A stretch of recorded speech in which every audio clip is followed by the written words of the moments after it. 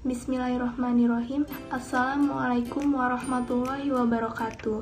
Saya Leni Mustika Indriani dari Prodi Hukum Tata Negara kelas C.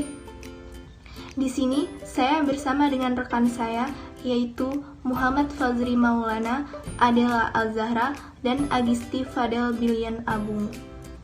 Pada kesempatan kali ini, kami akan mempresentasikan materi yang berjudul Moderasi Beragama Meneguhkan Nilai-Nilai Pancasila. Secara bahasa, moderasi berasal dari bahasa Inggris moderation yang memiliki arti sikap sedang atau bisa disebut dengan sikap tidak berlebih-lebihan. Sementara dalam bahasa Arab, kata moderasi sering diartikan dengan kata wasatiyah. Sedangkan dalam KBBI dapat diartikan sebagai pengurangan kekerasan dan penghindaran ekstremisme. Jadi, moderasi beragama adalah proses memahami sekaligus mengamalkan ajaran agama secara adil dan seimbang, agar terhindar dari perilaku yang menyimpang yang tidak ada di ajaran dalam agama. Seperti menghakimi seseorang tanpa menanyakan terlebih dahulu apa permasalahannya, merampas yang bukan miliknya, dan sebagainya. Hal ini perlu kita perhatikan dengan cara pandang dan sikap moderat dalam beragama, karena ini sangatlah penting bagi kita dalam kehidupan sehari-harinya, terkhususnya di negara Indonesia yang memiliki beraneka ragam suku, bangsa, dan agama. Dalam hal ini, tentunya akan mudah munculnya perselisihan pendapat dan konflik yang timbul di tengah-tengah masyarakat. Tidak hanya dengan suku dan agama yang berbeda, tetapi sering kita jumpai perselisihan pendapat dan konflik yang timbul di dalam suku dan agama yang sama, sehingga menimbulkan kesenjangan di dalam ruang lingkup bermasyarakat. Mengapa moderasi beragama itu penting? Karena kita mengetahui bahwasanya perbedaan adalah sunatullah, keanekaragaman adalah fitrah bangsa. Pancasila merupakan cerminan nilai asli masyarakat, dan bangsa Indonesia adalah umat beragama.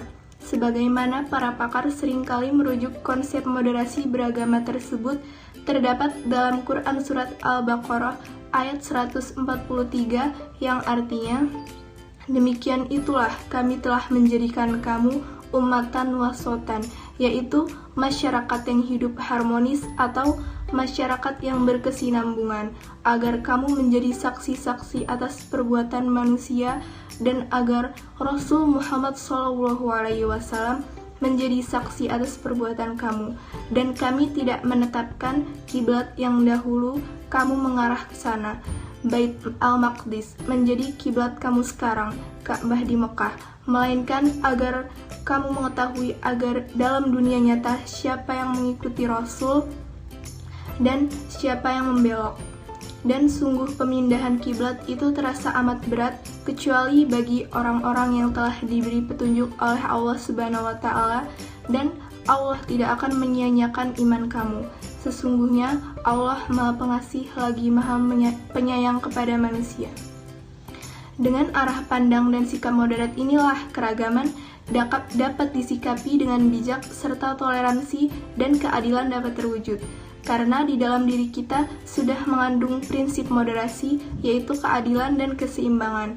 Dan bukanlah agama sudah mengajarkan kita untuk tidak membuat kerusakan di bumi, kezaliman, sehingga mungkarnya seseorang. Maka dari itu, semua tergantung kepada bagaimana cara seseorang tersebut dalam beragama. Itulah yang harus didorong ke jalan yang lurus. Harus senantiasa mengevaluasi diri, dikarenakan seseorang mudah berubah menjadi ekstrem, tidak adil, dan bahkan menunjukkan sikap berlebih-lebihan. Baiklah, saya akan menjelaskan materi yang selanjutnya, yakni konsep moderasi wasatoniyah. Di dalam Al-Quran terdapat beberapa ayat yang menunjukkan misi agama Islam, karakteristik ajaran Islam, dan karakteristik umat Islam. Misi agama ini adalah sebagai rahmatan bagi semesta alam, rahmatan lil alamin. Quran Surat Al-Anbiya ayat 107. Adapun karakteristik ajaran Islam adalah agama yang sesuai dengan kemanusiaan. Fitrah Quran Surat Ar-Rum ayat 30. Sedangkan karakteristik umat Islam adalah umat yang moderat, umatan wasatan. Quran Surat Al-Baqarah ayat 143. Ayat-ayat tersebut memperkuat perlunya beragama dengan sikap moderat tawasud. Moderat tawasud yang digambarkan sebagai umatan wasaton, sehingga pada saat ini banyak ulama yang mempromosikan konsep moderasi Islam wasataniyah, al-Islamiyah. Memang ada juga kelompok-kelompok Islam yang tidak setuju dengan moderasi seperti ini karena dianggap memperjualkan agama dengan pihak lainnya. Namun secara bahasa wasatoniyah artinya adalah mengambil jalan tengah di antara dua hal atau pihak, di antara dua kubu yang berhadapan atau berlawanan. Adapun pengertian dan rambu-rambu tentang moderasi ini keagamaan masing-masing ulama. Salah satu di antara ulama yang banyak menguarakan tentang moderasi ini adalah Yusuf Al-Qadrawi. Beliau adalah seorang ilmuwan ikhwan moderat yang sangat kritis dengan pemikiran Sayyid Al-Qurtubi yang dianggap menginspirasi munculnya radikalisme dan ekstremisme, cara paham menuduh kelompok lain dan taghut atau kafir. Karena moderasi ini menekankan pada sikap, bentuk moderasi ini pun bisa berbeda-beda antara satu tempat dan tempat lainnya, antara negara atau pihak dengan lainnya. Karena pihak-pihak berhadapan dengan dari persoalan-persoalan yang dihadapi mayoritas muslim, sikap moderasi itu minimal meliputi 1. Pengakuan atas keberadaan pihak, 2. Pemikiran sikap toleran, 3. Penghormatan atas perbedaan pendapat, 4. Dan tidak memaksaan kehendak dengan cara kekerasan. Hal ini berdasarkan pada ayat-ayat Al-Quran antara lain menghargai kemajmuan dan kemauan berinteraksi, Quran Surat Al-Hujurat ayat 13, ekspresi agama dengan bijaksana dan santun, Quran Surat An-Nahl ayat 125, prinsip kemudahan sesuai kemampuan, Quran Surat Al-Baqarah ayat 185, dan Quran Surat Al-Baqarah ayat 286, dan Quran Surat Al-Taghabun ayat 16. Di sini moderasi beragama wasataniyah yang bisa kita artikan bahwasannya berbeda pendapat itu kita tidak boleh untuk mencercanya dengan kekerasan. Karena semua manusia, semua muslim pasti mempunyai argumentasi yang berbeda. Namun di sini ditegaskan lagi bahwasannya perbedaan pendapat kita harus menghargai pendapat orang lain. Karena dijelaskan pada surat Al-Baqarah ayat 153 dan pada surat-surat yang lain. Dalam simpulan ini, bahwasannya moderasi beragama adalah sikap toleran yang membentuk suatu kedamaian bagi umat muslim. Saya Della Zara ingin melanjutkan materi terkait moderasi beragama di Indonesia. Bagaimanakah penerapan moderasi di Indonesia? Seperti apa penelitian dinamikanya? Moderasi beragama di Indonesia, yakni telah melakukan penelitian dinamika pada tahun 2019. Penelitian yang dilakukan oleh Puslitbang, Bimas Agama, dan Layanan Keagamaan Badan Litbang dan Diklat Kementerian Agama untuk mengkaji dinamika moderasi yang dipraktikkan oleh negara. Dalam hal ini, pemerintah daerah dan masyarakat yang tergabung dalam organisasi penggiat toleransi aktif dan moderasi beragama. Penelitian ini adalah sikap moderat, selalu menghindarkan perilaku dan pengungkapan yang ekstrim. Selain itu, selalu bertindak adil, seimbang, dan tidak ekstrim dalam praktik beragama. Penelitian ini menggunakan pendekatan kualitatif deskriptif dalam bentuk studi kasus. Studi kasus yang dilakukan di beberapa daerah untuk mendeskripsikan dinamika moderasi beragama antara lain, yang pertama ada hubungan antar umat beragama, yang kedua internal umat atau adanya rasa sikap saling menghargai, menghormati, saling percaya, dan rasa saling menjaga satu sama lain. Yang ketiga ada multikultural umat beragama atau adanya saling berkaitan dengan aliran, kelompok, gerakan, dan paham keagamaan dalam suatu agama. Adapun aspek yang dikaji adalah 1.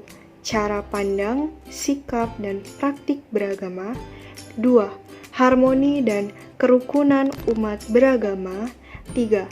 Relasi agama dan budaya. 4. Relasi agama dan negara. Yang kelima, cara penyelesaian masalah melalui bina damai atau tidak melakukan dengan cara kekerasan. Ini akan meneruskan materi ketiga yang berjudul Modernisasi Beragama Meneguhkan Pancasila. Komitmen kebangsaan merupakan salah satu dari 4 indikator moderasi beragama yang disebutkan dalam buku Modernisasi Beragama terbitan Kementerian Agama tahun 2019. Indikator lainnya adalah toleransi anti kekerasan dan akomodatif terhadap kebudayaan lokal. Persoalan kebangsaan Indonesia yang menjadi salah satu indikator moderasi beragama menjadi urgen karena diperhadapkan pada dua fenomena paradoks berkenaan hubungan antara agama dan negara. Perspektif radikalis yang menghendaki terwujudnya sebuah sistem agama yang ideal dan menyeluruh dalam kehidupan negara. Sebaliknya, kelompok sekularis berpandangan hubungan antara agama dan negara perlu ditinjau ulang. Penerimaan terhadap ideologi Pancasila yang diyakini senapas dengan ajaran agama merupakan jalan tengah yang moderat di antara dua kubu radikal dan sekuler tersebut. Pancasila merupakan hasil objektifikasi agama-agama yang darinya nilai-nilai universal dari agama-agama yang ada di Indonesia diambil dan dijadikan kekuatan pemersatu kebangsaan dan keagamaan.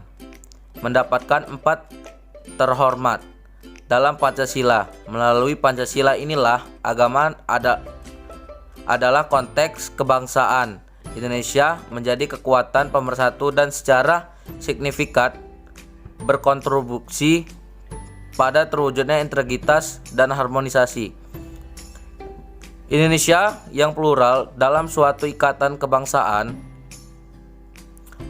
Moderasi beragama adalah bagian dari strategi merawat keharmonisan bangsa Indonesia.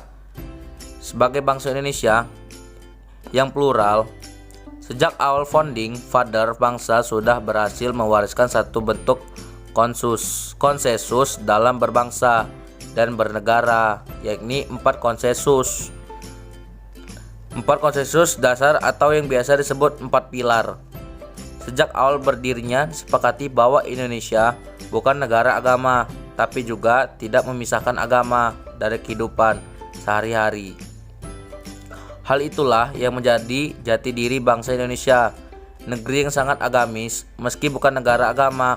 Modernisasi beragama merupakan bagian dari strategi kebudayaan untuk merawat jati diri kebangsaan tersebut.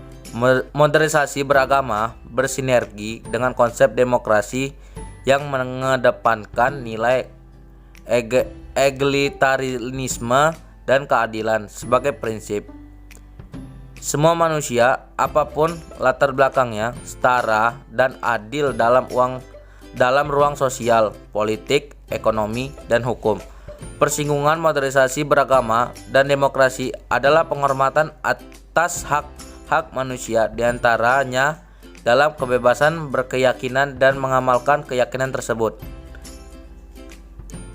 Semua manusia diberi ruang yang sama tanpa diskriminasi untuk berkontribusi dalam ruang sosial politik dan perolehan distribusi ekonomi secara setara dan berimbang.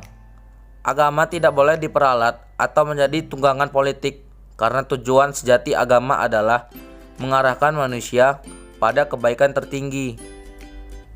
Negara sejatinya adalah wadah bagi umat beragama untuk mencapai kebaikan tertinggi tersebut secara bersama tanpa dibatasi oleh sekat-sekat formalis dan simbolik, sehingga negara benar-benar menjadi konsensus bersama sebagai hasil objektifikasi nilai agung dan semua agama.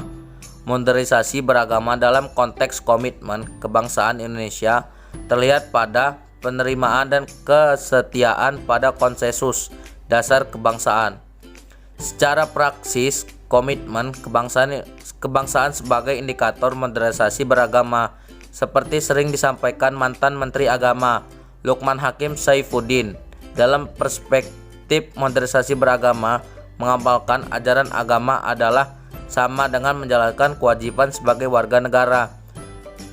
Sebagaimana menunaikan kewajiban sebagai warga negara adalah wujud pengamatan ajaran agama. Sekianlah materi yang dapat kami sampaikan. Kurang dan lebihnya kami mohon maaf.